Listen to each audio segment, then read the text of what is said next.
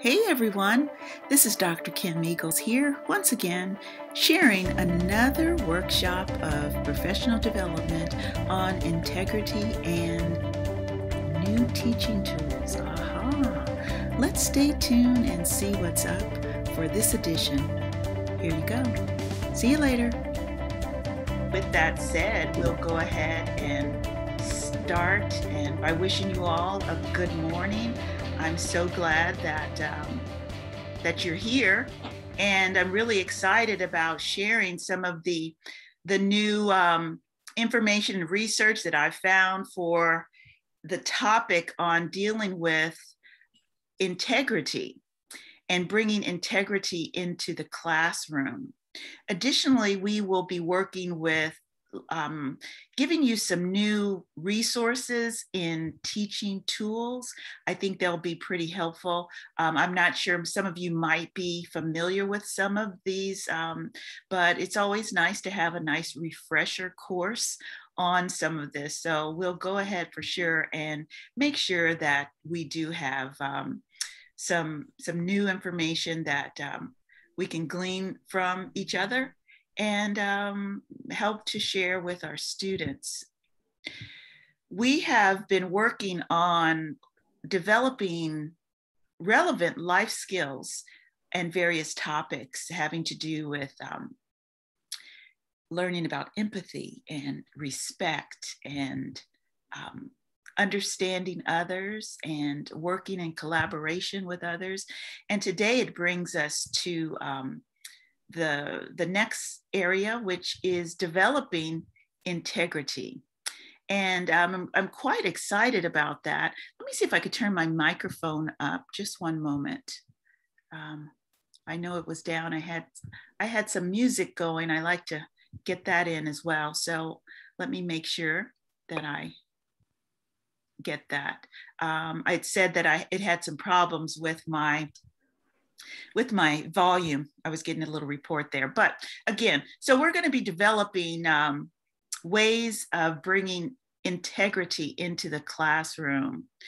And with that, I really just want to give you a moment to really think about what that means in today's society, integrity, and learning about implementing that in the classroom, making sure that we're learning to care for others and to respect and know how to positively respond to others as well. So I think we'll get some good information on how to navigate through that, and really excited about that. So and I think it's the 28th, June 28th, I think will be our last session and workshop with developing these life skills.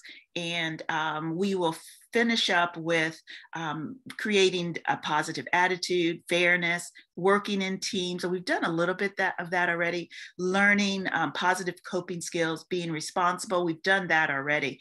And then of course, good friendship. So this is part of the entire package of us developing these life skills, whether it is for us as educators, but really finding ways to implement this into the classroom. So today's objectives will be pretty brief and simple, but Michelle, can you go over those with me and share what those objectives will be? Sure. Okay. Students will define the word integrity and explain why showing integrity is an important life skill. Students will identify ways in which they can show integrity in school, at home, in the workplace, and in the community. And students will discuss the benefits of showing integrity. Thank you so much for that. So with that, I'm going to put you on the spot again, Michelle. Why would you think bringing integrity is important into the classroom? I'm going to set you up with an example that we have experienced with in China, and not their understanding of integrity oftentimes is a little bit different than how we perceive integrity to be in the classroom. For example, as I learned early on when I started doing a little bit of teaching there, is, they are a very they believe in collectivism in China. And it's kind of like one for all. And they are very used to sharing and knowing information about others, and not really having personal space because of this collectivism type of mentality. And it's part of just their social structure. So what I did learn, as far as one of the tools of being in the classroom, for example, with test taking and giving quizzes in the classroom. And this has to do with even the K through 12 level, but originally where I found this out was even in the college, at the college level. And the word cheating is really not part of their vocabulary.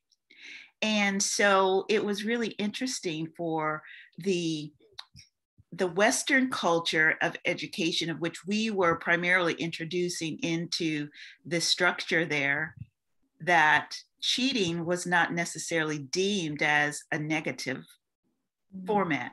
For example, if a student was caught sharing the information, or letting someone cheat off of their paper, they would just say, well, we're doing this to help my classmate. We want to make sure we're encouraging them we want them to be successful as well. So they looked upon it as a way of sharing, and it wasn't an integrity issue. So that was one of my first issues in trying to share integrity with them.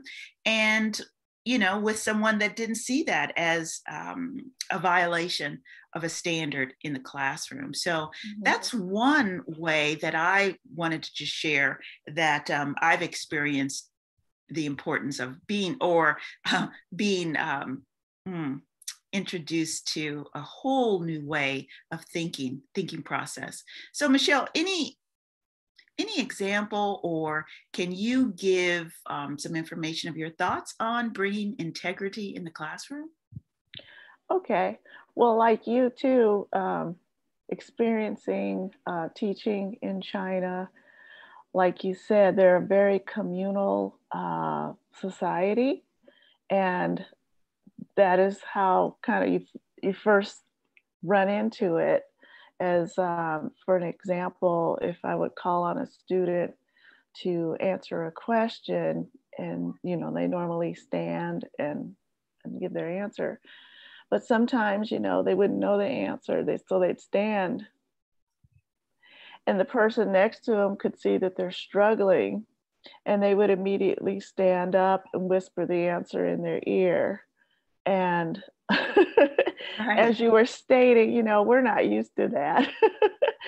But what I saw in them was their way of thinking is, this is my classmate, and my job is to help them keep their safe face. Yes. No embarrassment, and Yes. we're all in this together. Yeah. Which in some aspects it blew my mind, because I feel like there are times when we could use some more of that here. But yes, but in a classroom environment, you do want to, this is kind of how you can judge what your students know and have absorbed of your lesson. And so by them, helping them, that was difficult to judge. Yeah. So, but like for integrity, you want to instill in your students that what they learn here in your classroom, you want to be able to measure it, but to do as much of their own work themselves, to first of all So you know what they know, so they know what they know, and can kind of move forward and learn from that. And if you're just always gleaning information from others per se, to pass a test, to pass an assignment, you're really kind of cheating yourself of Yeah. the whole learning experience. So integrity is important to to uh, to instill in them. So Right.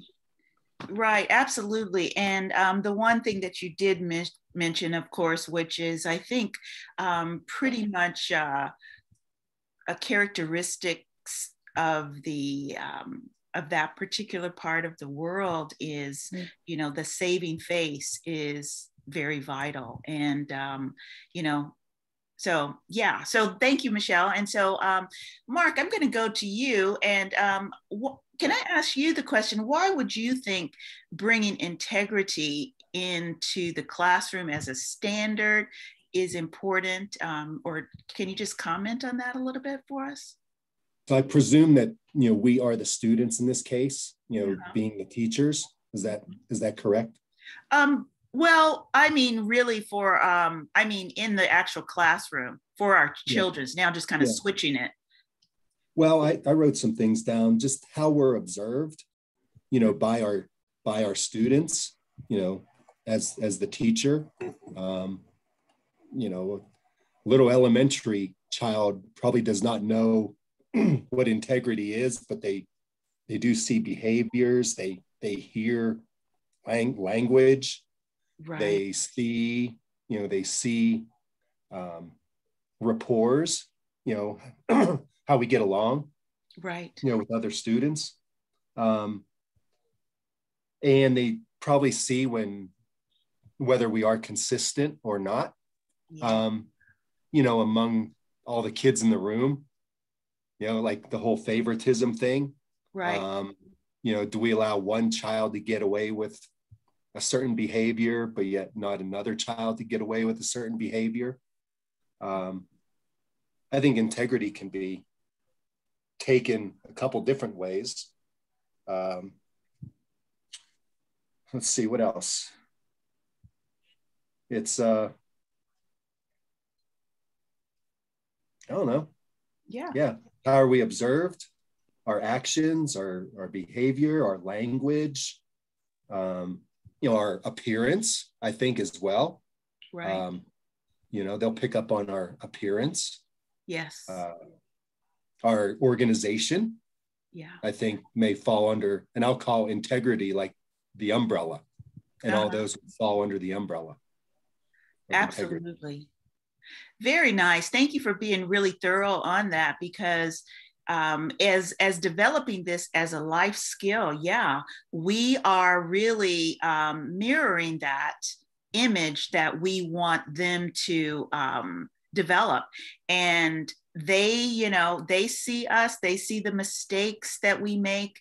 And I believe, you know, our integrity is definitely a mutual thing that is taking place. So thank you so much for even bringing that up, as far as the point of, from the instructional viewpoint, you know, and from the teacher, and that integrity, and also bringing that and mirroring that into the classroom. Very nice. Thank you so much for sharing. So I have a little bit of a short clip here I want to show everyone, and it's the perspective of from young people. So if I can get this working, of course, that always works.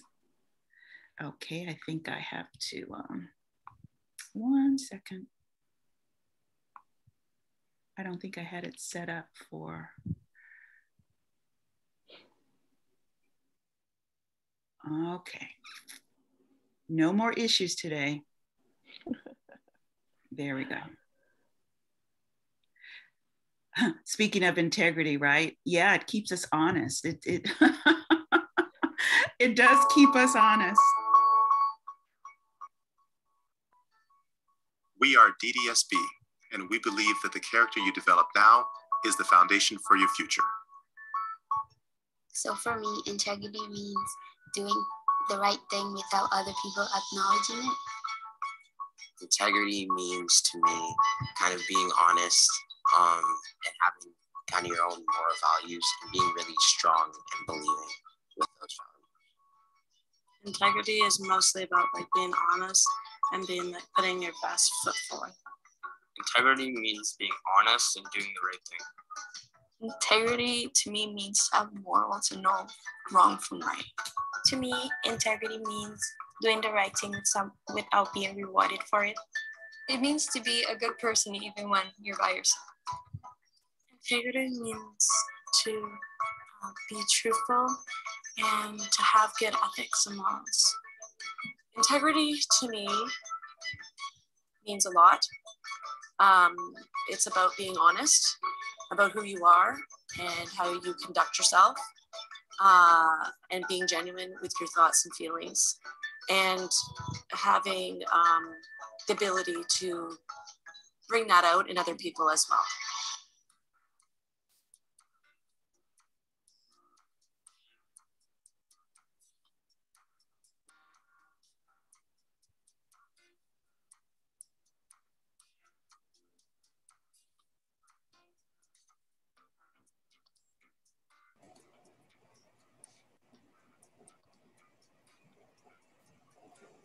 Really like to stand up for what I believe in and kind of be really honest with how I feel and let people know about where my morals are, where they stand, and that people are gonna have to live and know that they're up here, not down here. I show integrity by saying what I mean and saying my opinion honestly and respectfully to my peers. So I've shown integrity in school by writing a test and then not knowing what to do and then thinking about copying, but then knowing that if I copy, I first of all wouldn't learn anything from it. And then second of all, it would be me who wrote the test. I took a wrong path and I did something I wasn't supposed to do. And if I didn't tell the truth, I could have gotten more trouble and it could have led to like more incidents to happen after that. I used integrity on a student when they were struggling to study on a test and they wanted to cheat, and I helped them study for that test. I show integrity by not catfishing and stating true information online. Well, I got into education 25 years ago, close to that, and my full intention was to bring out the best in kids and to help them get better prepared for their next steps in life. And being an administrator, I've stayed close to those values, and my whole job every day is about helping students help themselves to be better people. Yeah, so I thought that this was a nice illustration from students' standpoint. And I think that they did a great job in expressing some ideas of what they really thought about. You know, it's really interesting. It's about what we can get away with without other people knowing, right? And in our society, it's so easy to be, dishonest, I guess, or, you know, let's take the example of what they mentioned, catfishing and social media. You know, there are so many people that actually have a completely different lifestyle that they have on social media, only the positive, only the best photos. That is so contrary to real life. And I thought that this was very important to bring up because we are definitely in that media society and social media, and really learning how to set up our own values, our value systems, and how we get along with others. I know another example of showing integrity in the classroom is really well defined in remote learning, in that particular environment where it's on the honor system, basically, when students are on that other end, and if you don't really know what they're doing. So this is another area that we need to instill in our students about the benefits of integrity. And I guess I really take this to heart, because when I do look back at, I know last week I shared a bit about some of the breaking points in my life, or changing points in my life, where I went from a great student to just an average get by student. And it really did reflect, as I mentioned, some personal things that I was going through as a child in my home. And even to that, now moving that same idea into bringing integrity back into who we are as individuals, I must be honest and reflect that I really did, because of that insecurity that I did have, I did not want to fail. I did not want to fail. And in myself, failing was another nail in the coffin of my own self-esteem, So I must admit that as a young student, I was quiet, I was shy, I avoided trouble, but I would cheat whenever possible. I would not want to fail. And I look back at that, of how I robbed myself on some things, of really just not knowing. I loved what the one high school student mentioned about the quiz, and taking a quiz, and kind of going through her own things in her own mind about the possibilities of, should she cheat on it or not, and that is one of those things of that silent little voice. And it's really difficult to share that with our students unless we self-disclose some of our own examples of that. And it's not always a pretty thing when we have done something wrong. But when we learn from it, it did really change my life's perspective. Now, as an educator, I see where a lot of my passion comes from, when I see students struggling, and when students feel that they have to cheat, really going down and finding out what the situation is. Are they not learning well? Do they have a deficiency? Is it just low self-esteem? And just trying to go through that. So these are some areas that we can bring that into the classrooms for giving some examples of which, things that we can do or avoid doing. And so these are some exercises that we'll go through in the second half of this workshop today. Michelle, can you read the definition here for integrity? Sure, okay. And I just wanted to mention too, that in the chat, Joanne shared, I think that applies to colleagues as well. Thought that was good.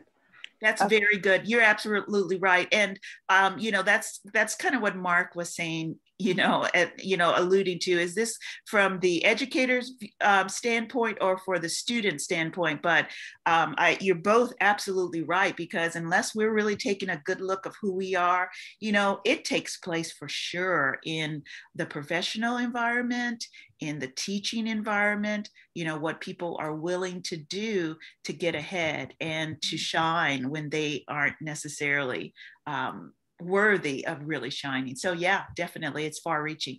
Okay, Michelle, go ahead.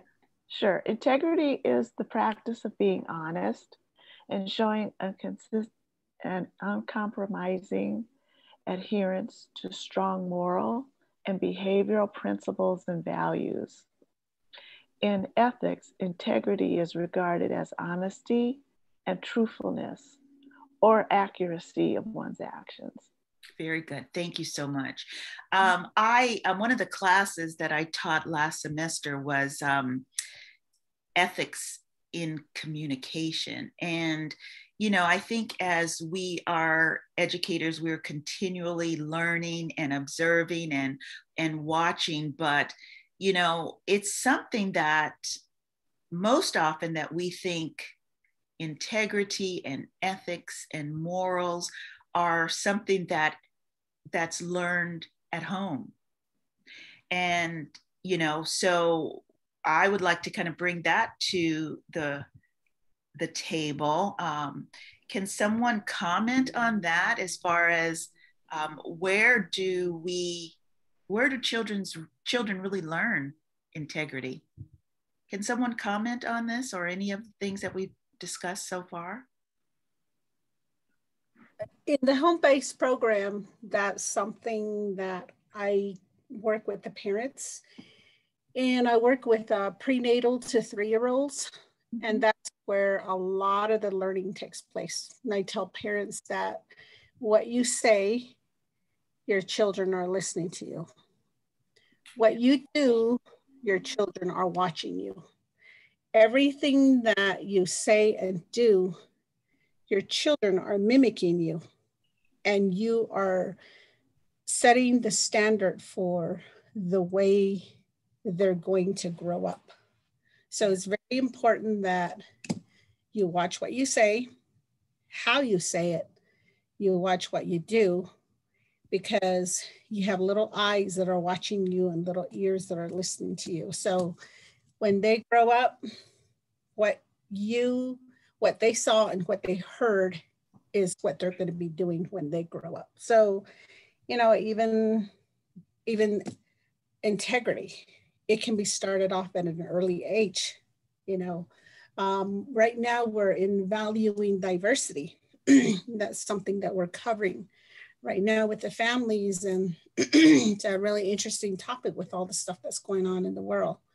And so that's become a very good topic for the parents.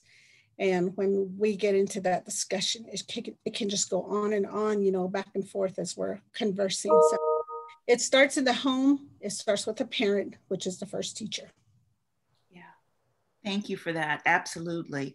Looks like we do have a couple of comments in the chat. Michelle, do you see anything else? Colleagues as well. At home, students are watching you model. Yeah, thank you. You're right. Absolutely. So I guess we've definitely answered that question, is that this modeling begins in the home. And that's where those strong morals, values, and those behavioral principles are started. And, you know, it becomes quite awkward when in the classroom is providing a different environment than they really do see at home. It can get a little tricky about, you know, what my mom does, dad does, what mom says and does, you know, dad says and does is contrary to what they are learning in the classroom. So, you know, it's like, really, what's the true reality? And the other thing is really, as you mentioned, for sure, Joanne, this diversity conversation is definitely, to say the least, a hot topic, but it needs to really be discussed. And perhaps on our next workshop, we will address this somewhat. I'm really curious, I must put this out on the table. I'm very curious about learning a little bit about diversity and sharing diversity from the Navajo Nation standpoint, because in your environment, basically, it is very, it's not as diverse as most of the public schools may be, you know, that we encounter here within the entire United States. So that has some different implications. I know at the very beginning,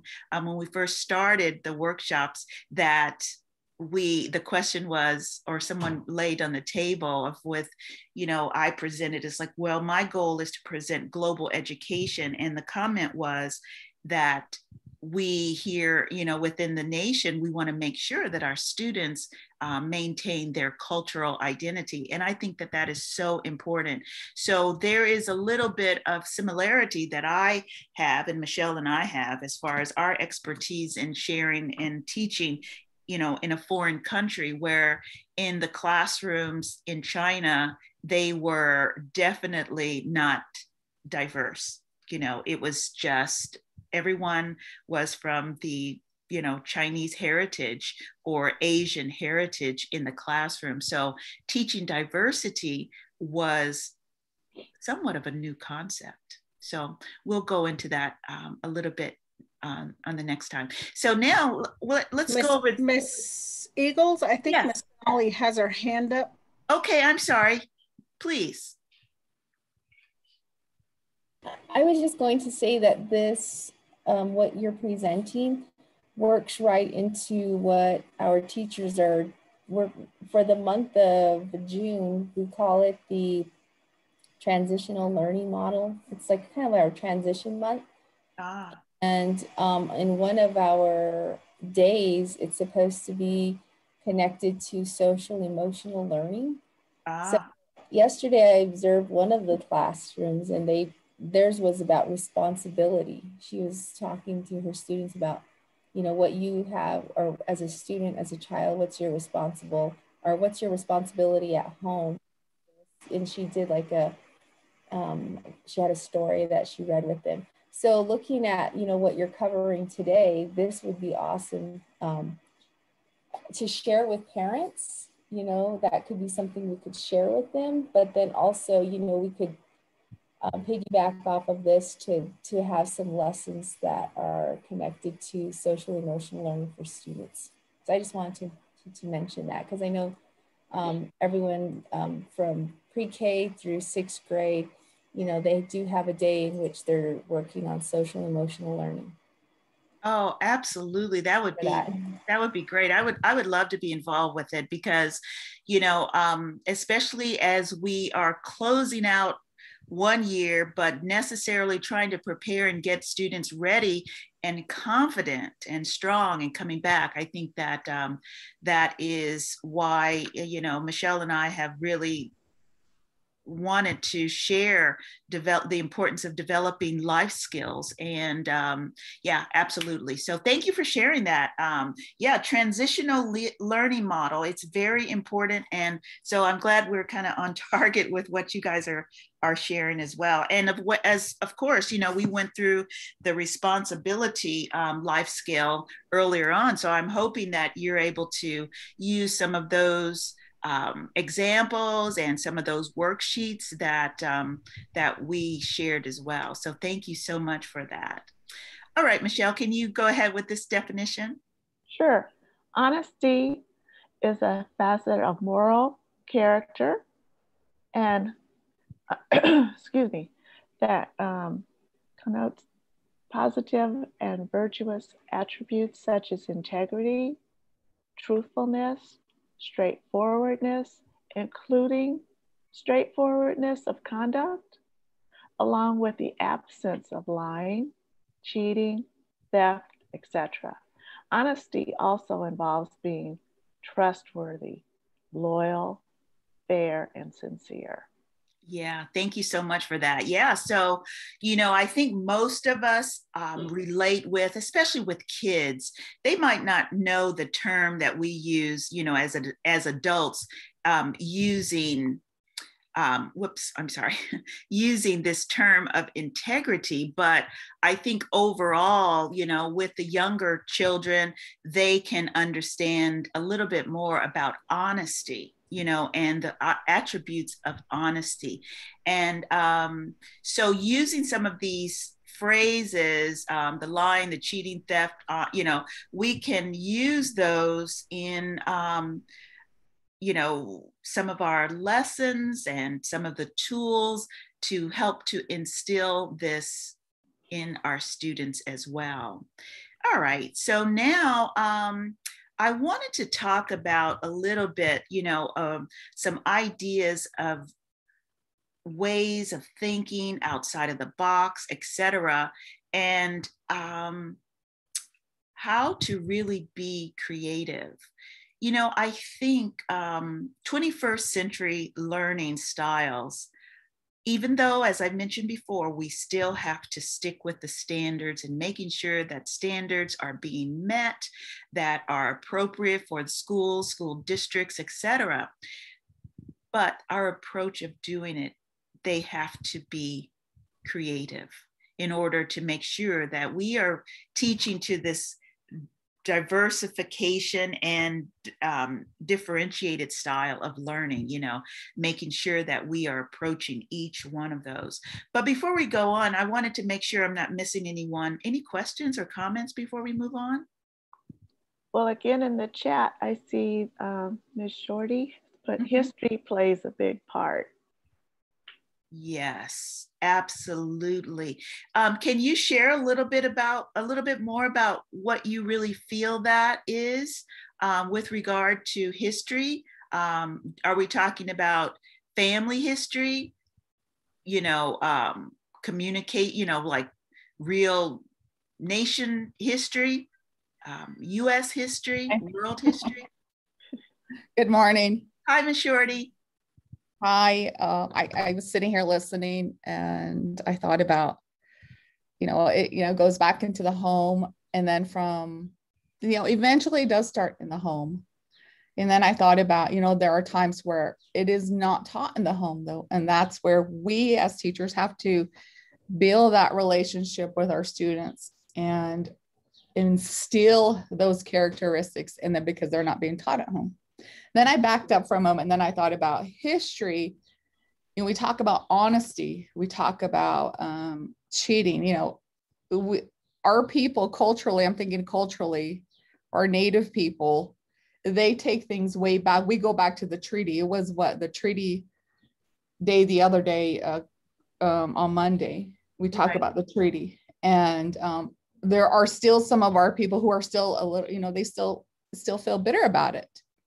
Right. And it's hard in a way, but it's also our responsibility to teach these students because they will be our future leaders and developing these skills in them, you know, in them are important. So, you know, history does play a big part in it for our people.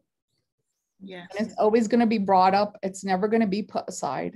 And I think it, you know, it just, you know, I wasn't taught that from my parents, but I learned it as I was growing up. You know, I didn't really know about our history until I went to college and learned about it. And that was like, wow. And that kind of made me think differently about it in a way. But the way my parents raised me also was different. My grandparents, you know, the way they raised us was a little bit different. And so that plays a big part for some of our families out here. Absolutely. Yeah. Thank you so much for sharing that. Excuse me, may I say something? Yeah, I love it. Okay. Yes. Please. I really like the way that, you know, Doreen went back into the history and how she kind of, you know, she stepped back and looked at the parents are the first, and then she kind of looked back. It is true that some of our families, our grandmas, you know, they lost trust in the government, and that was carried on into our, you know, how we were raised. Because I remember being told, do not trust the government, and do not, you know, the chapter house. I remember my grandma, she just never liked the chapter house. And when you go back in history, like she said, when I read about it, you know, the government was, you know, we were becoming citizens, and a lot has happened. And then also I guess the judgment, I would say, like how the raiding took place and all the Mexicans and the Native Americans, you know, when all the stealing. So I was wondering why they would look at Navajos as stealers. That's the first impression, you know, anyone, you know, how they would look at you. Right. And I had to read about it. And then I'm like, oh, okay, this happened like way back. It was, you know, when America was just becoming America. Right. But some people still carry that within them. And so one little lie that you would probably make, maybe just to save you, because a lot of it was just survival. And, you know, they looked upon, you know, I know your people were stealing, and, you know, that's the first thing, you know, I heard a couple of times people using that line. And then going back, connecting back to what Doreen is saying, I believe some of our families, they were, you know, they went through a hard time, even being in a residential, like being in a dorm setting. Yes. And they're still recovering from all that. So when you do talk about it, and I think the way I learned it was just in the Navajo way. I think my dad didn't want us to know the part about our history. So he took us away from that. And he went as far as going back to one of our Chief Manilito, in which he said, he had a quote saying, education is the road, that's the path, that's the ladder.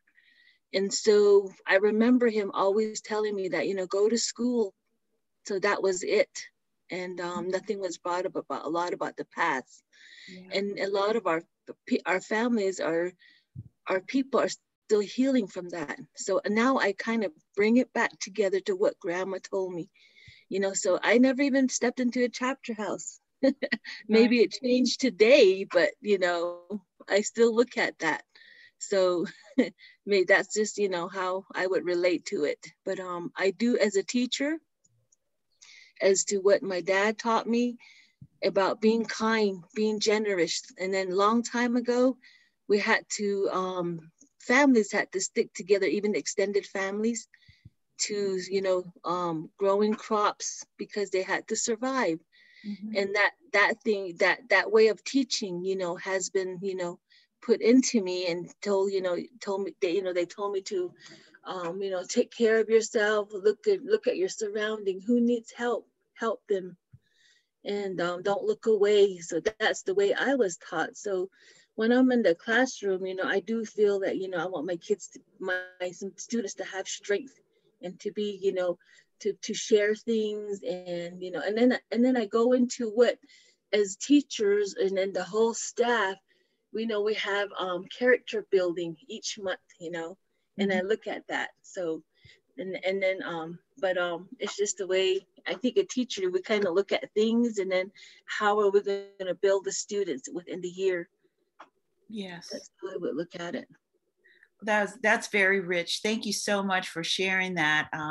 That's what makes these discussions so relevant and impactful is, when we dig deep. And you're right, history is so important as far as us being able to review it and understand it truly for what it is. And, I think that I'm really passionate about, maybe in general, what we call the underdog, the child or the person that's really the underdog that hasn't gotten that.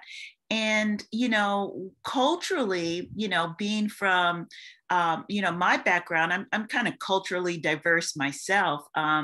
As far as my heritage, I was brought up with this understanding that we were part of one of the nations in the Oklahoma area.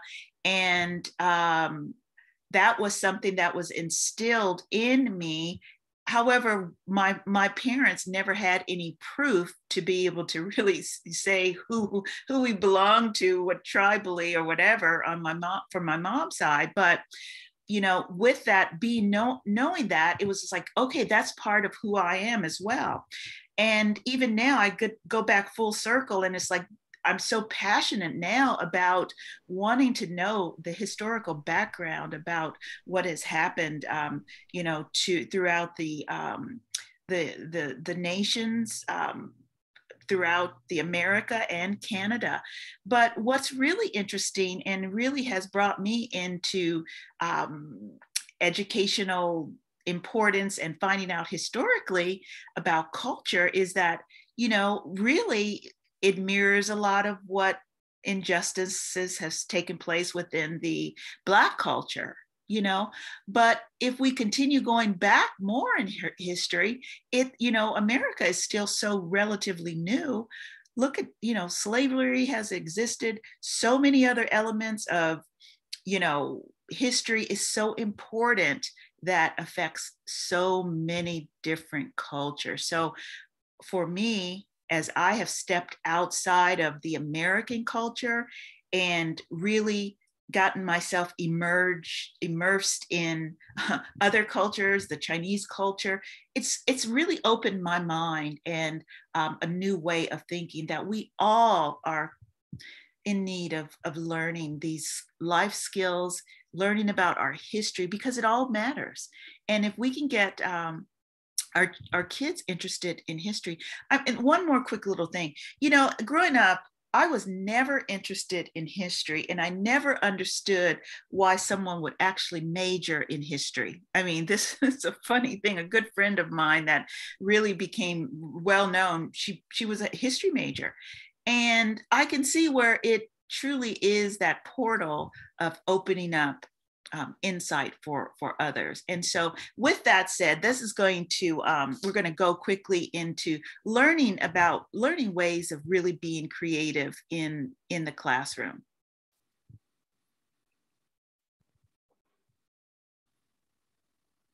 This is just something short that I wanted to share.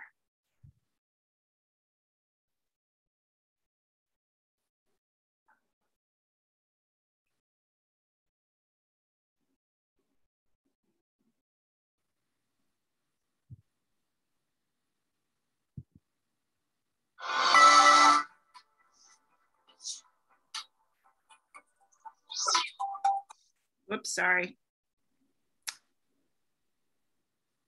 Really didn't mean to do that. Okay.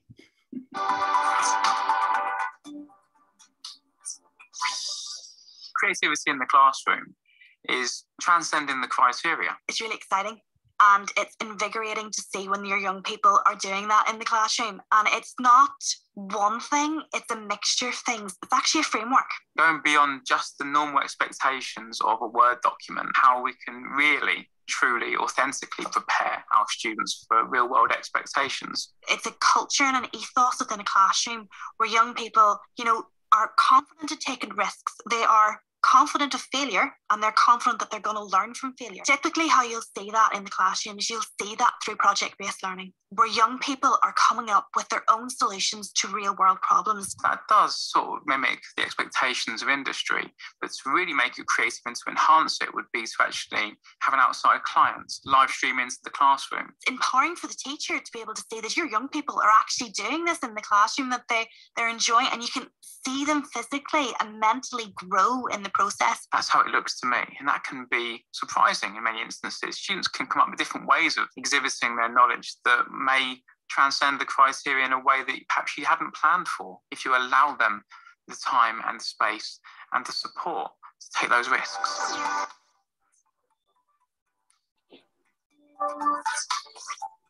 With their pedagogical expertise, being led by them always. So looking at the spec, looking at the outcomes we're working towards, and then starting to look at how can we evidence what the students know. One of the easiest ways to do this is through project-based learning. But what is really beneficial is when you don't limit it just to your subject. It's where you expand it out across a number of subjects, with history, with science, with geography, where you're able to actually bring real-world problems across the curriculum. There's numerous ways we can show our understanding, our knowledge. It's so much more influential, it's so much more encouraging. It's skills that are going to be embedded into their core, that they're going to bring with them to every single thing that they do in the future.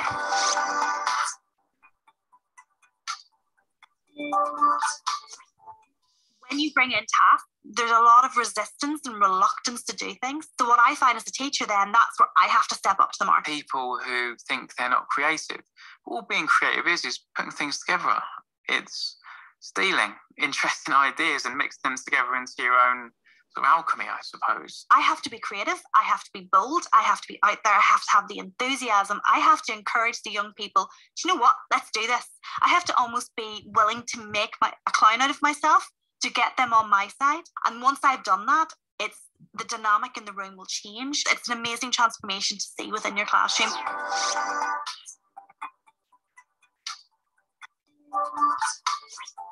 Using podcasts, using videos, using different websites and apps, and augmented reality and virtual reality experiences. It's using the space that you have in your classroom creatively. Help students to think from different perspectives about their subjects. It's being able to go, oh, look, I have a space over here. Let's go and do something different, to enthuse them into the topic that you're talking about, to get them creative, to get them thinking, and then to bring them back into the task that you want them to complete. Other tools we use include things like Anchor FM, creating podcasts. using YouTube as well to create tutorials of the students showing they know how to do something. Google Docs are absolutely amazing. The fact that young people can work collaboratively, that they can create slides together, they can create documents together, that they can annotate, that they can comment, that they can chat, that is so empowering. And it's using tools like Flipgrid to do videos and to do send each other videos and video challenges. It's using the likes of Padlet to have like an online notice board where they can almost have, you know, like their project idea boards. Tools such as Trello to manage projects across the team, remotely or in the actual college. As many different tools as possible to actually help them to actually lock into the learning, help the synapses connect, because it isn't always going to come from the stage on a stage at the front of the classroom delivering the PowerPoint.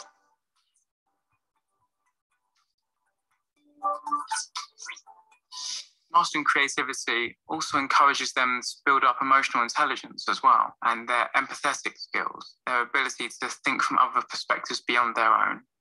And these are skills that can never be replaced. These are skills that we need to encourage. Creativity is an amazing skill for a young person to build. Once a student fully embraces it, they become more self-confident, they become more self-aware. Problem solving and mental toughness and the ability to think beyond just the present immediate now. They grow, they develop as people. Attack a problem and to actually look at it from different perspectives, be objective about it, and to actually think about different ways we can solve an issue. And by mastering that skill, they are then equipped for a world of work. Creativity and all the 4 C's, they are essential and things that we can't necessarily do without. Top tip for helping teachers to embrace creative skills is to get onto Twitter. It's the best classroom in the world. You'll find the best teachers in the world sharing the best teaching practices in the world.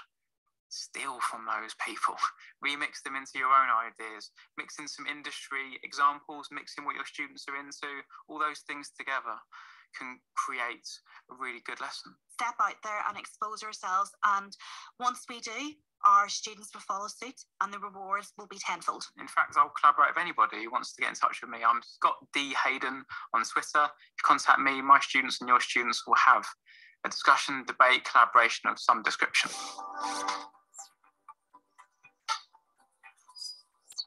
Okay, yep. So there you go. Some new ideas that are so important for us all to maintain ways of participating and remaining creative. Yeah. So we're talking about really learning ways of transforming our classroom. Michelle, can you take it away and go over these for us? It would help if I unmute. Okay.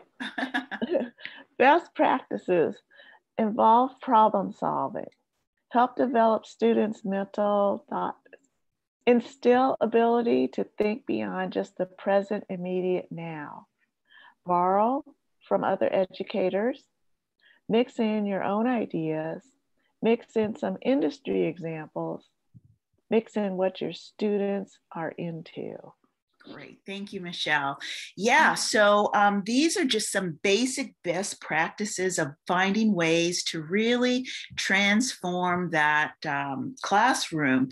You know, one thing that we haven't really touched upon that could really be its own workshop is the idea of the importance of establishing emotional intelligence, EQ.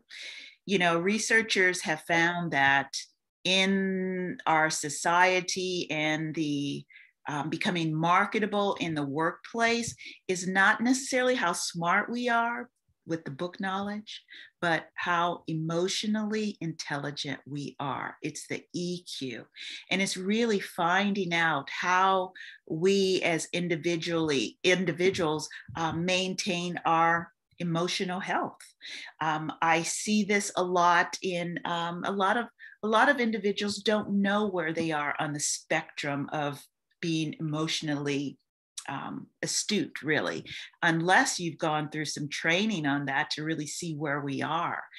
We're finding that leaders and CEOs are really, over the past decade or so, probably 2 decades now, are really getting into that fast track of really learning who they are emotionally and going through training and making sure that you know who you are as a leader. And with that being so important, we can, as instructors, can start instilling some of these activities through life skills, developing these transitional type of learning models that you had mentioned earlier, and really making sure that we are addressing what those skills are so we can know where we are and where we are on that spectrum.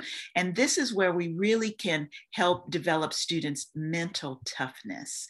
That is very, building self-confidence is so key. And I think as instructors, that's really one of the main things that we are able to instill into our students, whether or not they know it or not. That's that thing, maybe, 20 years later, we can reflect back upon that teacher that made that difference in our lives. So EQ, which is very, very important, and finding out who individuals are, how they learn.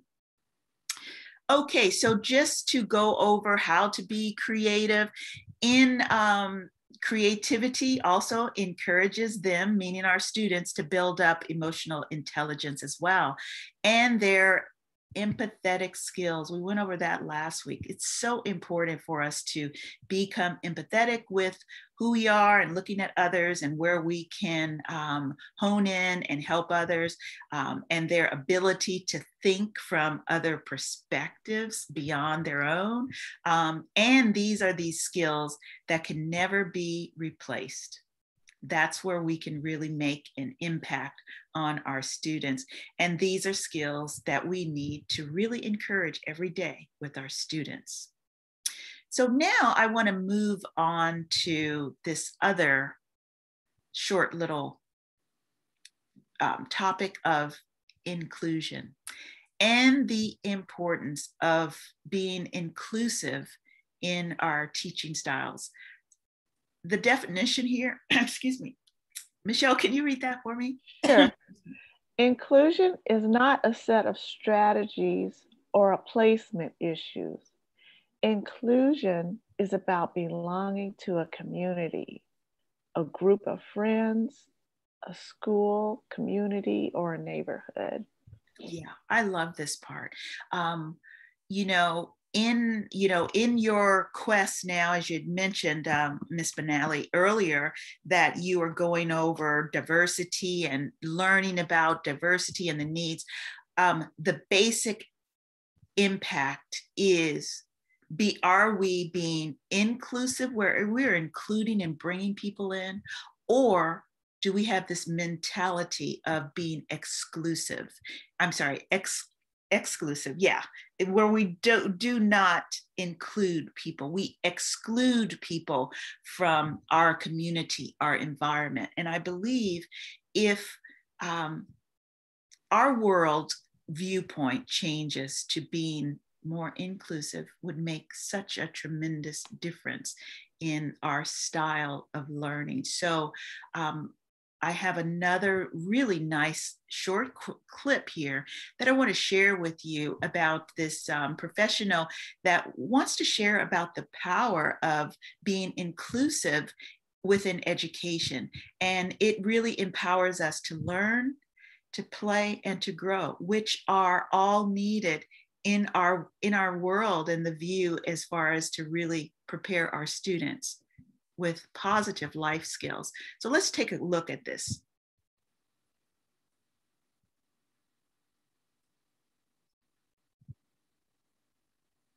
Imagine a world in which children of all abilities learn, play, and grow together. A world in which ability does not stand in the way of making friends or dictate where you get to go to school or who you get to study with. That's what I do every day. I try to think about how we make this become a reality, how we try to understand and appreciate the power and the promise of inclusive education. So what is inclusion? Inclusion is not a strategy, an instructional strategy. Inclusion isn't a placement option. Inclusion is about belonging. It's about belonging to a community, a group of friends, a school, or a community. But it's also important to remember that inclusion is not just about being there. We've all probably had the experience where you walk into a room full of people and you don't belong. You're not a member. That doesn't feel very good. So how do we fix that to make sure that the children that we're working with don't experience this idea of not belonging? Well, we do that through instruction.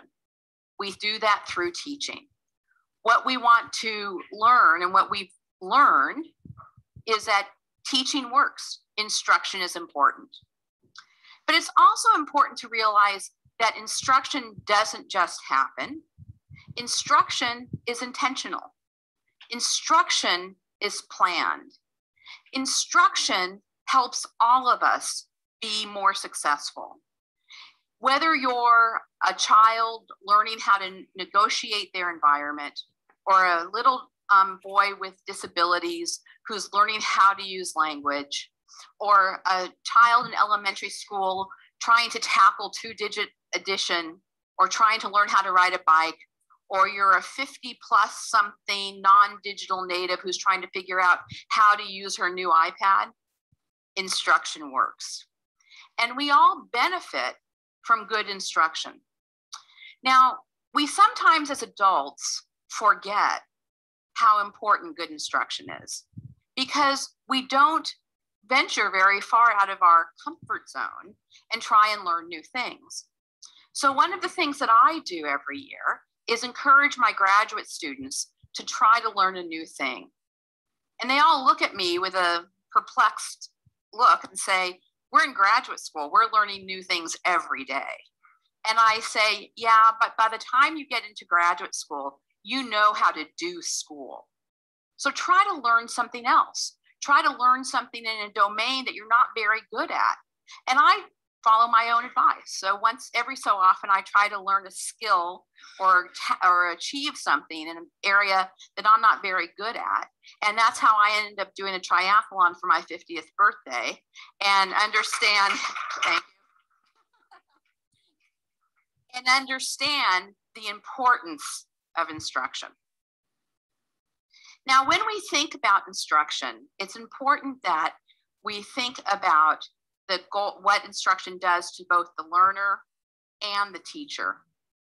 One of the things that instruction does for the learner is it helps them be more confident and more competent, okay? When we have good instruction, the learner, the children, become better at what you're teaching them how to do. The teacher becomes more confident as well, because there's nothing more reinforcing than a teacher than seeing their students achieve. And really, there's no way to make a child feel better about him or herself than to help them be successful in their learning. If you want to teach someone, you want to increase someone's self-esteem, teach them how to read. That's how you do it. Now, the thing about instruction, though, is that it's important to think about what you're teaching. Often when people come to see the inclusive preschools that we run at the University of Washington, they'll say to me, isn't it great? I can't tell who has a disability and who doesn't have a disability. That always makes me happy. But isn't it great the way that children just naturally interact together? And you know, we have about 50 years of data that tell us that if you have children with and without disabilities and you don't do anything special, what you'll have is you'll have children with and without disabilities in a room together, not interacting. So if we want them to interact together, we need to teach it.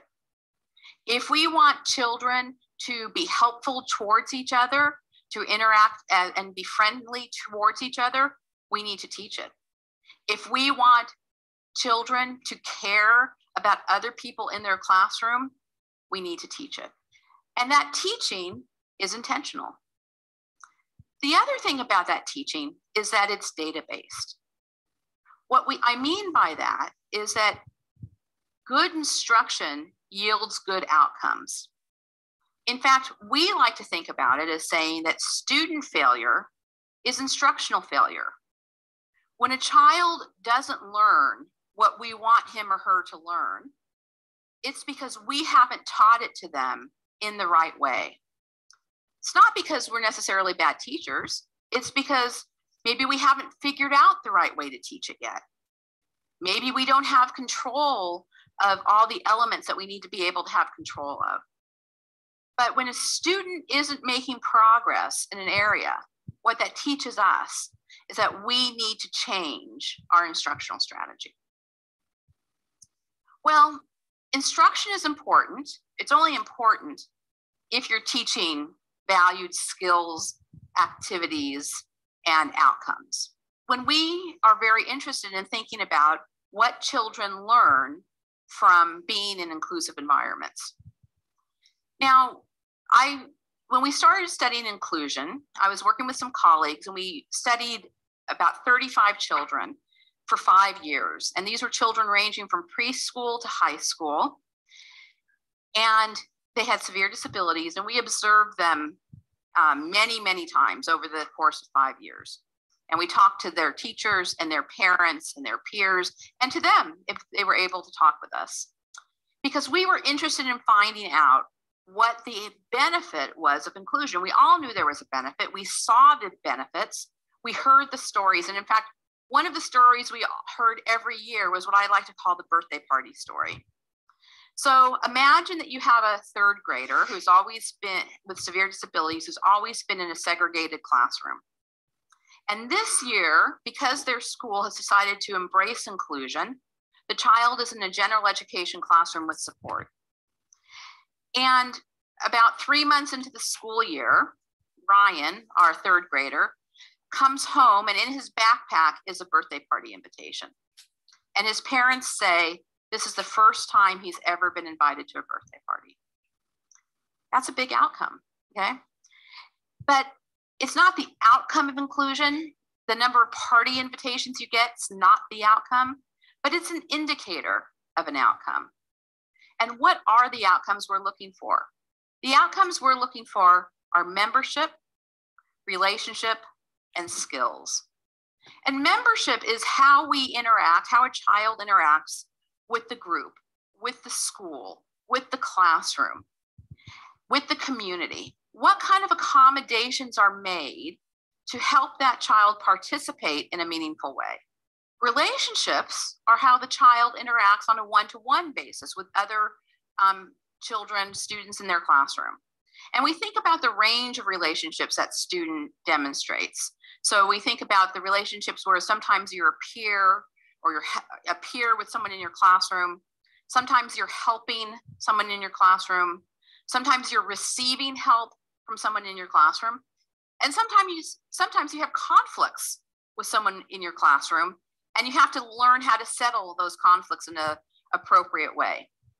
Now, you notice one of the kinds of relationships we don't label is friendship, because friendship is a complex range of relationships where you sometimes are helping and sometimes receiving help, sometimes hanging out, and sometimes having conflicts and settling those conflicts. And of course, another outcome of inclusive education are skills. We don't want to ever not give enough credit to how important it is to learn skills, but skills by themselves don't help us accomplish great things. We all know people who are very good at math, or very good at writing, or very good at science, who can't use those skills because they can't work with other people, because they don't have good relationships, because they aren't interested in or don't have the skills to be a member of a group. So these things together are what we call inclusive education. So we've talked about what inclusion is. We've talked about how to promote inclusion But now the question is, why do we care? Why do we care about inclusion? And I like to sum it up this way. Inclusion is the celebration of diversity put into action. If we care about diversity, then we have to do something to make this diversity come true. Just like we have 50 years of data about children with and without disabilities that playing together, that if you put them in a room and you don't do anything special, you'll have children with disabilities and without disabilities in a room not playing together. But we know that if we use our smart instructional practices to facilitate interaction, everyone benefits. And that's the power and the promise of inclusion. Making sure that everyone is supported, everyone is challenged, and everyone benefits in this great inclusive world that we have. Thank you.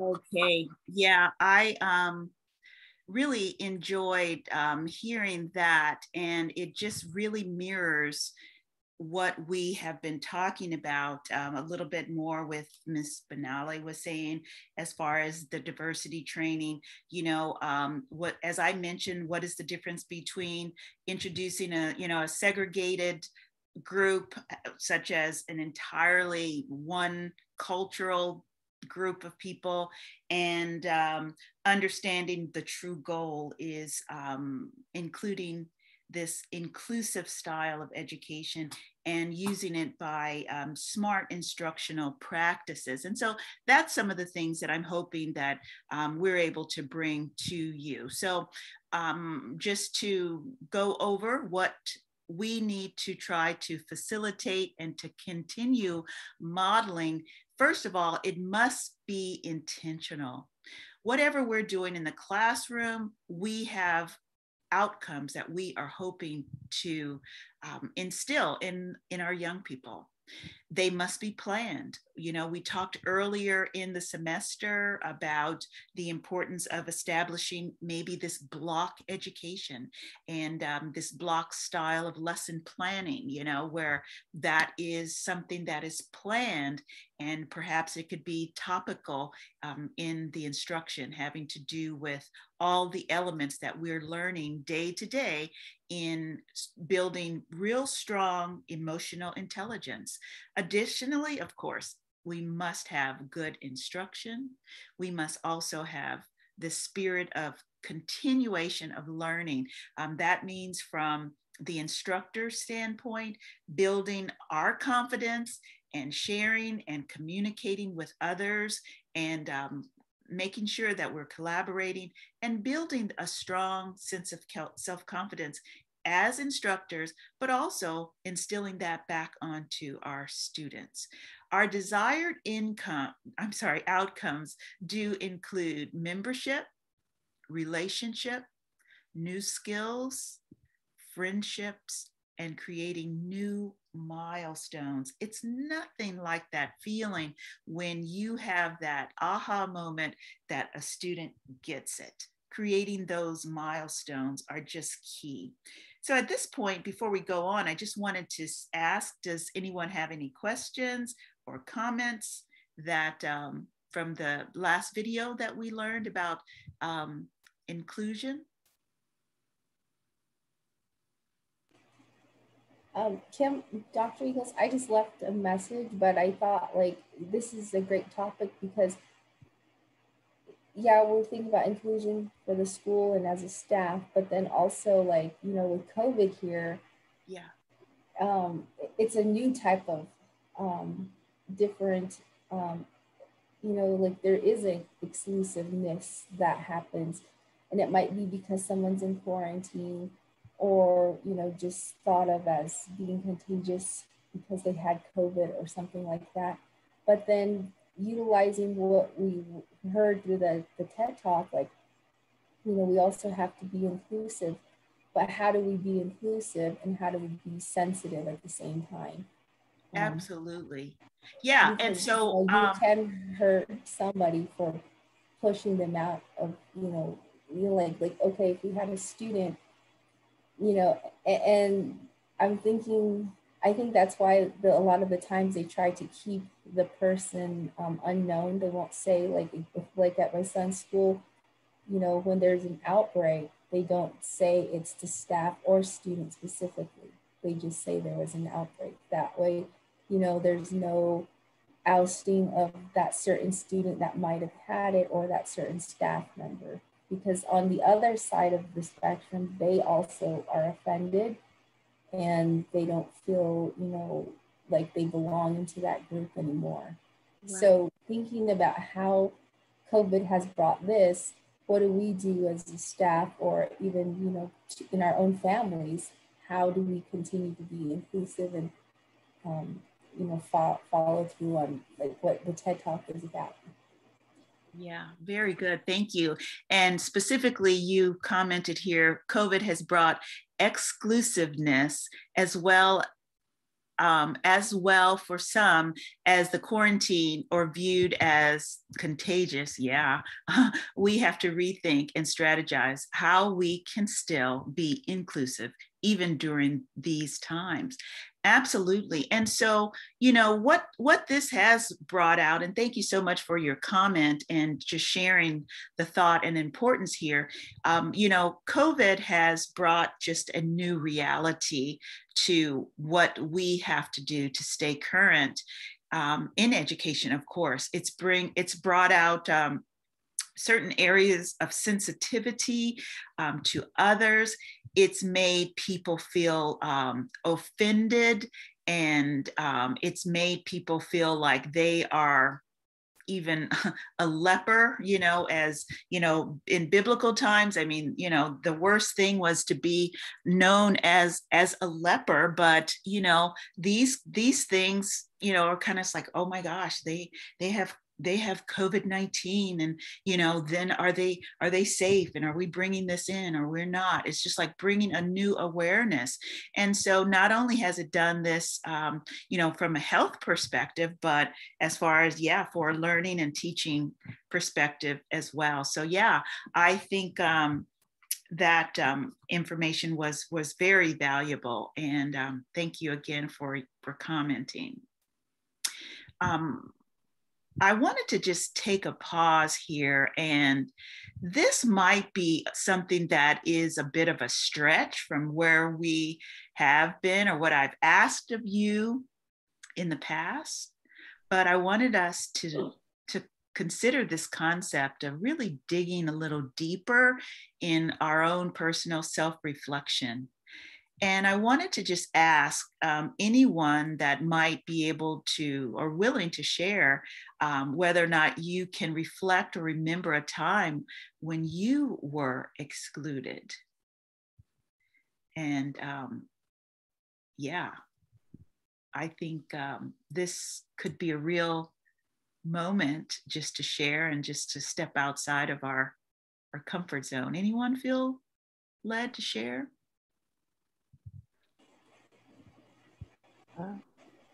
I think one place I always feel excluded is right now I take classes and all of my all the students in my class, they're probably like, say over age 50. And they're all with kids that are older. You know, their kids are in high school or in college, and my kids are still young. And so I think sometimes it's, you know, they're talking about their grandchildren or, you know, their kids that made it to college, like got into a certain college. You know, they're sharing out about that. Right. And I'm like, oh, my kid is just barely going to 3rd grade, you know? Right. And I feel sometimes like I don't measure up to their level of expertise, and I feel behind. I feel unseasoned, you can say that. And I just, sometimes I feel like, a lot of the times I don't feel like my comments are, they're not as good as their comments would be, because they have a lot of background in their career as well as, you know, life. And so a lot of the times I kind of just sit back and I'm quiet until I'm called upon. And I'm like, oh gosh, they're calling on me. You know, that doesn't like to be called in the classroom. That's what I've become in my own class time. Right. That because, you know, in high school, I was like so studious and answering all the questions, but now I'm like, I feel very, in a way I feel left out. So I have to like meet with my professor on my own sometimes, just so, you know, I can make sure that I got all the content that I needed. Yeah. Yeah. Thank you so much for sharing that. I mean, that's really, that is really something I think that is taking place in our society with being so multi-generational. I mean, we have 5 generations that, you know, and some 6, you know, with people living longer. I so relate to what you're saying with that, you know. It often reminds me of, you know, as a student, you know, you go through first elementary school, you know, and then you're about to go to middle school or junior high school or whatever, and then you're now at the bottom of the totem pole again, where you've built all this confidence and everything in elementary school, but now you're at a different level. And I so agree with you that we do go through that, and being in a multicultural and multi-generational society, you know, even in the workplace, you have people that are great grandparents, and then you might have people that are interns that it's their first job. And how do we include and value all of the people that are involved? And I just think that it is so key for us to remember the importance of this, and a way to reflect this back into the classroom. It doesn't matter what it is that we've gone through. We can use this and turn it around and make it into something that our kids can relate to. You know, we're learning this information of that feeling. How does that feel? And so when we're able to give that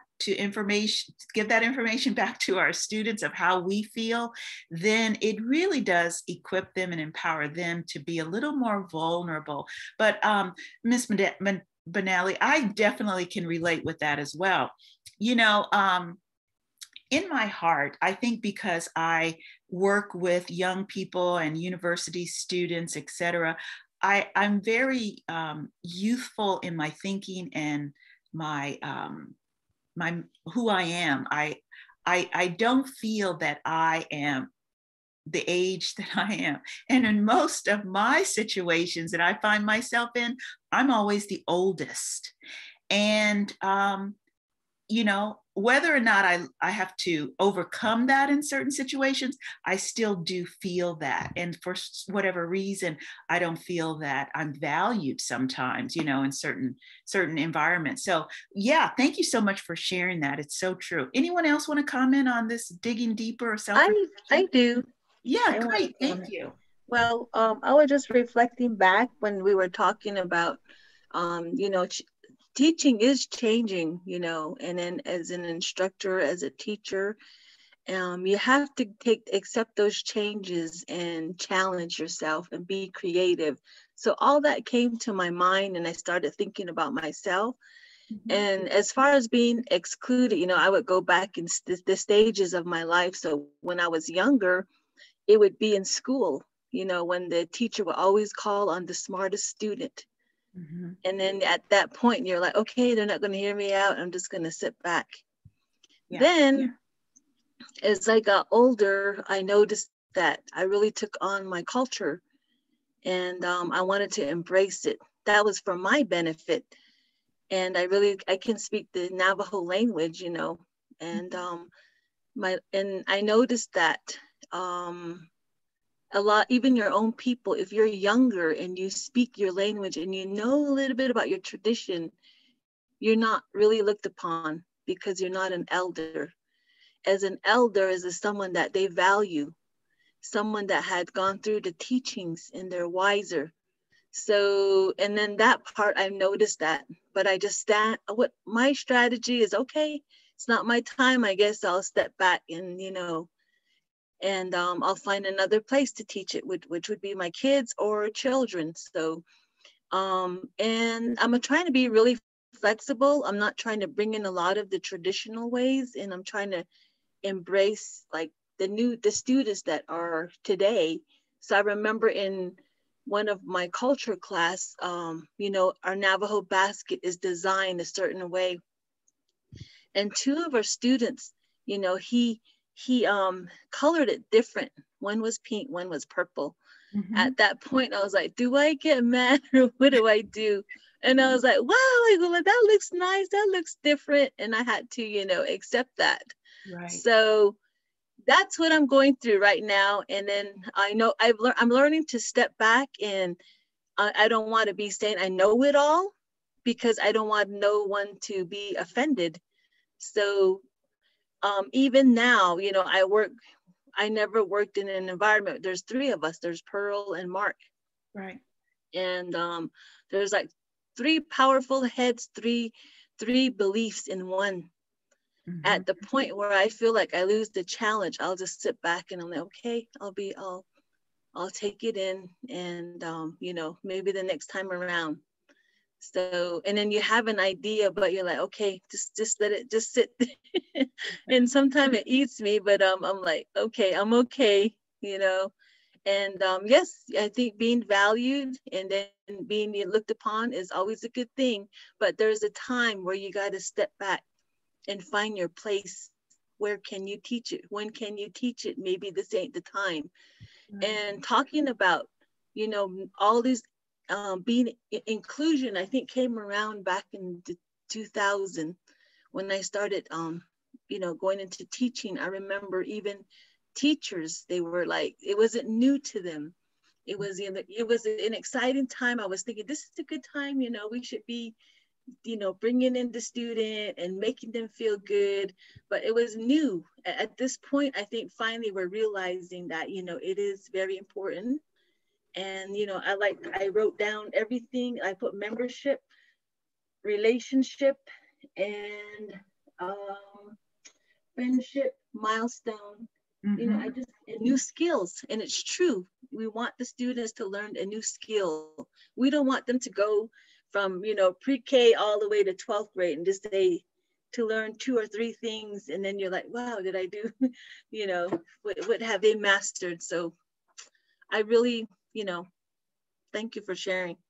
Yeah, thank you so much. And, you know, I love the past little video that we did talk about, and, you know, talking about the, you know, we know that we have to teach the skills, but traditionally has to take a new route of, you know, in the classroom, where we are able to include these life skills and the practical based teaching and project-based teaching as well. You know, another thing is just like, even when my background is, I guess in the teaching field, I went from, I was never a teacher. I was never really on target to ever be a teacher. Originally, my background was in learning organizational management and organizational leadership. And my course of action now that I bring into my PhD and my doctoral studies is the educational leadership. And it still goes back to building leaders. And I believe that because I don't have the background of, you know, a 25-year background of being a teacher, I'm still teachable and I'm able to bring what is new. I'm not stuck like in some of the, I mean, I don't mean to be offensive, but some teachers that I have encountered, you know, they have this confidence. Well, I've been teaching for 37 years or 45 years, and it makes me really intimidated because I don't have a desire to teach that way that was being taught 35 years ago. Our technology is not 35 years old. You know, it's changing every 2 years. And if we as educators aren't willing to stay current, then yeah, we quickly become dinosaurs. We have a couple of comments that are in. Mark says, with these expectations, we get numb to that behavior by others, and we just need to look inward and remind ourselves we have qualities that are meaningful, and these qualities will be acknowledged by others. Yeah, very good. Thanks for sharing that. And Joanne has said, we value and embrace your knowledge of culture that you bring to our FACE program. Yep. And then Ms. Shorty says that stronger heads, stronger programs, use all your experience and knowledge to build an exceptional program. Absolutely. And with that being said, is what that really means in a nutshell, that it's evolving. It's ever changing. And we as educators, we have to be willing to change. Thanks again for sharing this. So again, the goal that we have is to support and to challenge. And these are some of the things that are benefits that are the outcome here. Another comment here is, we all want to be valued for what we contribute to the table or a team. And with what we contribute, we can share with others outside the box. It's so true. It's so true. So we want to instill this goal to support, to challenge, and to bring what our knowledge to the table. And that is extremely important for us. So now quickly, this is really part 2 of what I wanted to share. And it's really important, and it's really vital, and I don't really want to rush through it. So I might have to pick up on some of it next week, but I do want to get started on it. These are just some wonderful tools that some of you might really know about and may not know about, but I'm going to go ahead and get started on them. And I think it'll be very valuable quickly for you all. So these are the top 5 apps to make virtual learning more interactive. And so let's just quickly take a look at this, and then I will give you the sites of these as well. This is just a short clip, but I will give you the references and resources if you don't already have them. I think today we're looking at 5 tools that can help you make your online lessons more engaging and more interactive. It's time we stop just lecturing through Zoom or a Google Hangout and actually engage our students in activities and make our sessions more interesting and more interactive. And my hope is that by the end of this tutorial, you will be able to do that. The tools will work equally well for Zoom, Google Hangouts, or any other video conferencing software that you are using. So the 5 tools that we are looking at today are WooClap, Online Stopwatch, No Hands app or classroom screen, quizzes, and PowerPoint games. WooClap is an amazing tool to use to make your virtual lessons more engaging and more interactive. And this is what it looks like when you run a typical WooClap activity with your students. This is what it looks like from the teacher's end. I've already created an account. I created a series of questions for my students to engage in. So all I need to do is click start and then paste this link onto my Zoom session. My Zoom session is right here. I have myself here and I have 3 students. So what I'm gonna do, I'll simply paste this link to my students. Let's quickly switch to students for you to see how they will participate. I'm going to click on chat, open the Wooc Lab, and this is how easy it is for students to join the Wooc Lab. So my first question would be, where in the world are you? Here, students need to point to the area and click submit.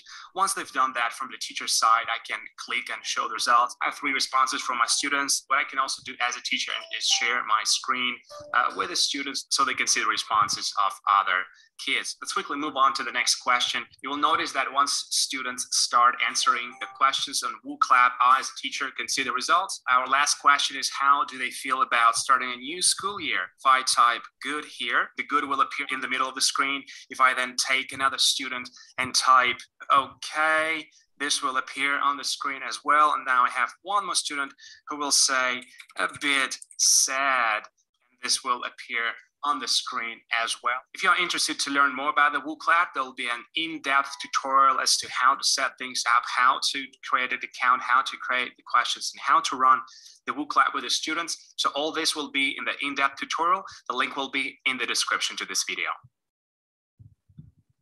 The next tool that will make your online lessons engaging and interactive is going to be Online Stopwatch. To access this tool, all we need to do is search for Online Stopwatch. And this is the website that we are looking at. So let me quickly show you how I normally use it, and then I'll give you a couple of recommendations. Once the stopwatch is loaded, you need to click on Open the Stopwatch in full screen, because there are quite a lot of advertisements on the website. So we want to click on Super Full Screen, and that's the user interface that I personally like.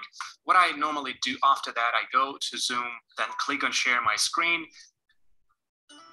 And then I can ask a question to the students to think about. Let's say I want to review the content of a previous lesson, and I want to give them 1 minute to just sit and reflect or remember. From the students' end, this is what they see. They have my screen, which is the countdown, which will give them time to think. Very straightforward and very easy tool. Another thing I really like about Online Stopwatch is that it just has tons of other materials and resources. There are random name pickers, there are different classroom timers, dozens of different designs. The Online Stopwatch resource is pretty straightforward. It has lots of tools that you can use. I personally like quite a few of them, and I'll be doing an in-depth tutorial as to how I personally use this in my online lessons.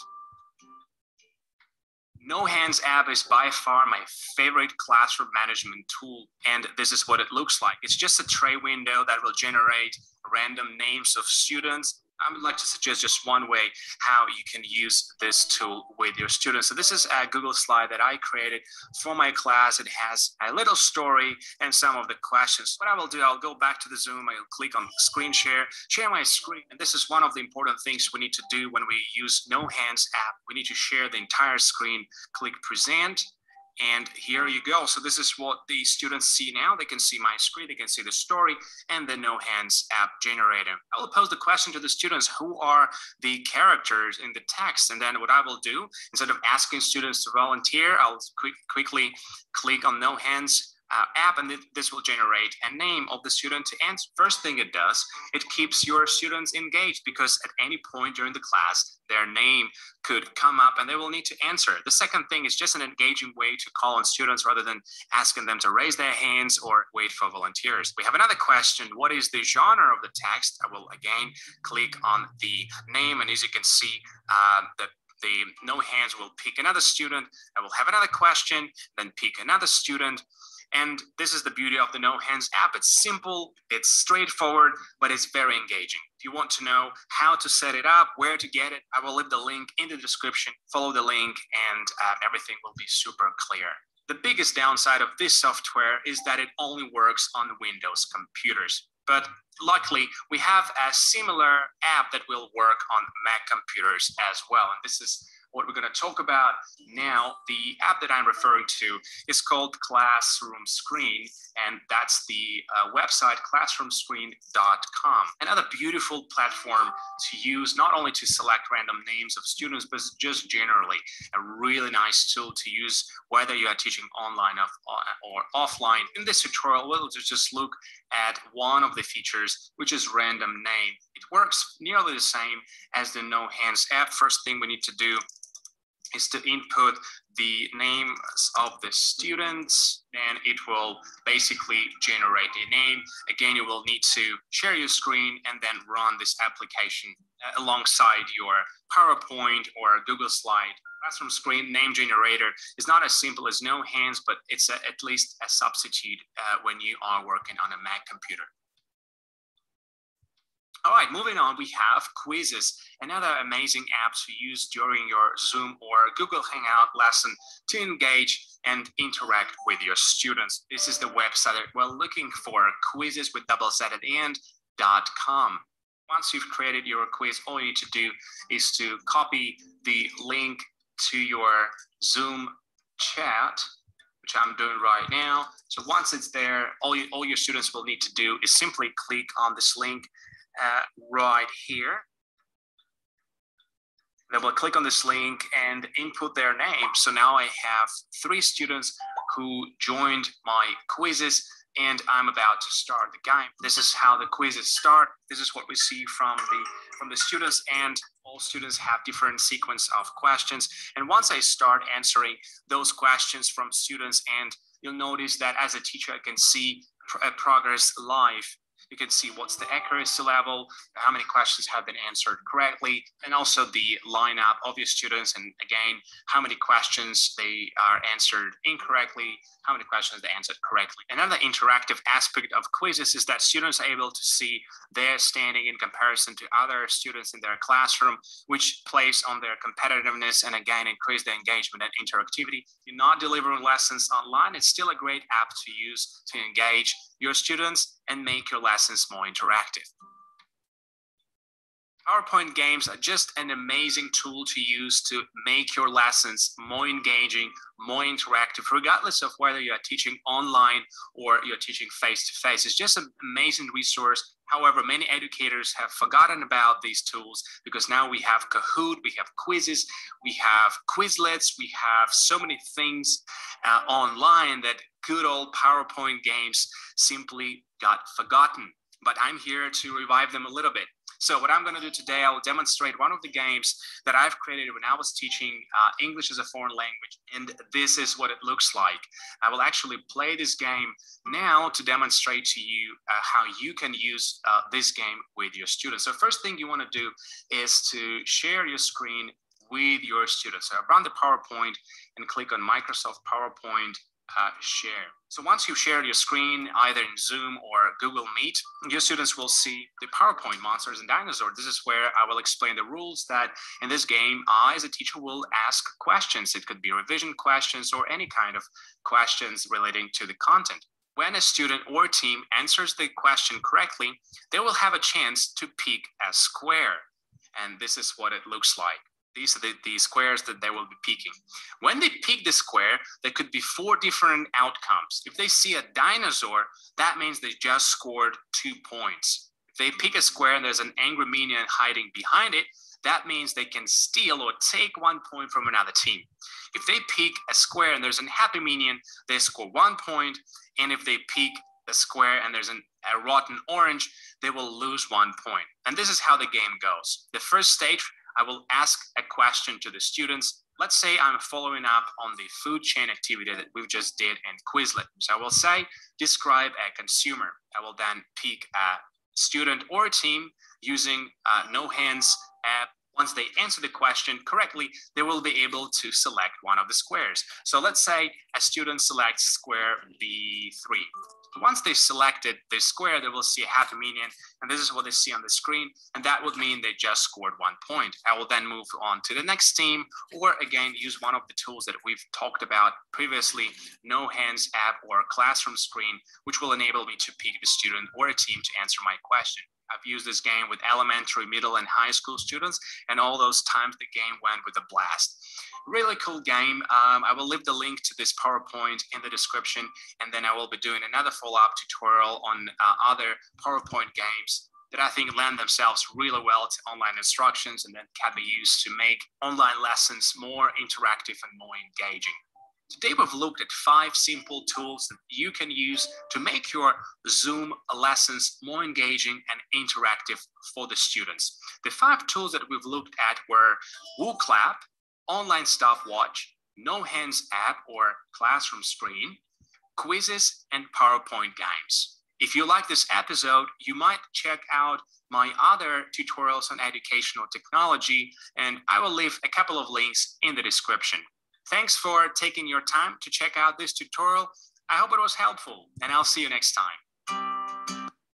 Okay, yes, I hope that that was helpful. We are kind of running out of time, but I wanted to share again the 5 different tools that he has shared with us. I will also post those here. I have them that I will, I will send these to you so you can actually just click on those. You'll have the links where you can go and try these for yourselves. I think it'll be quite helpful. We're about a little bit over halfway through this particular workshop for today, but I don't want to rush through the next portion. So what I will do for sure, I will go ahead and pick this up, I think I will pick this up again next week. But before we close out, I want to make sure, just go over and see if you have any questions or anything, comments. I would love to hear your thoughts on some of the tools that you've just learned. Anyone? I just thank you. It's applicable across all age range and situations, and yeah. Okay. Age range, situations, and what our responsibilities are. Great. Thank you so much, Mark. Coming from you, it means a lot. I know you've been in the business a long time. You've been in education. You've been on the leadership side and the instructor side. So it really is great having your feedback as well. Anyone else? Michelle, are you still there with us? I'm still here, yes. Yeah, any comments, anything you want to add to what we have gone over thus far? Well, I just think that, like you say, all the topics that we've touched on are so important to teach, our students. Some of them, are expected to be taught at home, but that's not always the case. Right. And so as instructors, as teachers, that is something that we have to take on now. And, we'll make the difference possibly in someone's life and putting them on the right path, teaching them integrity, teaching them, to be inclusive. These are things that,